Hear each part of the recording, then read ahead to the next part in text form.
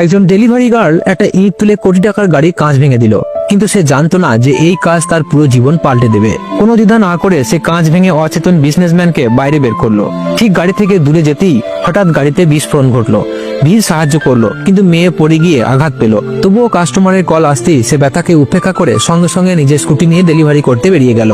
কিন্তু ঠিক তখনই সামনে থেকে অনেকগুলো লাক্সারি কার এসে দাঁড়ালো। আসলে যাকে সে বাঁচিয়েছিল সে ছিল অগণিত সম্পদের মালিক। আসলে তার নিরাপত্তা ব্যবস্থা ব্যর্থ হয়েছিল। দয়া করে আমাদের ক্ষমা করুন স্যার, এটা শুধু একটা ডেলিভারি গার্ল ছিল, কিন্তু সিসিটিভি ফুটেজ নষ্ট করে দেওয়া হয়েছিল।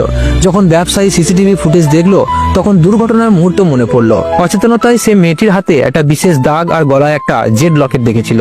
সে সঙ্গে সঙ্গে সহকারীকে আদেশ দিল সেই মেয়েকে খুঁজে বের করতে, কারণ সে তার জীবন রক্ষা করেছে আর সে তাকে নিজের জীবন সঙ্গিনী করতে চায়। এদিকে মেয়েটি জানতে পারলো যে তার মা হাসপাতালে গুরুতর অবস্থায় রয়েছে।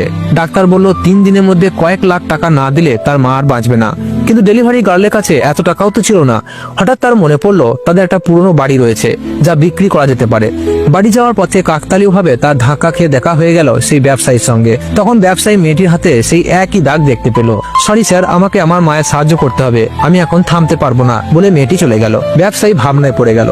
অ্যাসিস্ট্যান্ট তাকে একটা রিপোর্ট দেখালো যেখানে লেখা ছিল মেয়েটির বাবা ঋণে ডুবে থাকা একজন জুয়ারি। ব্যবসায়ী সঙ্গে সঙ্গে তাকে সাহায্য করার উদ্দেশ্যে বেরিয়ে পড়লো। এদিকে মেয়েটি বাড়ি গিয়ে দেখলো যে কিছু গুন্ডা তার বাবাকে বন্দি করে রেখেছে।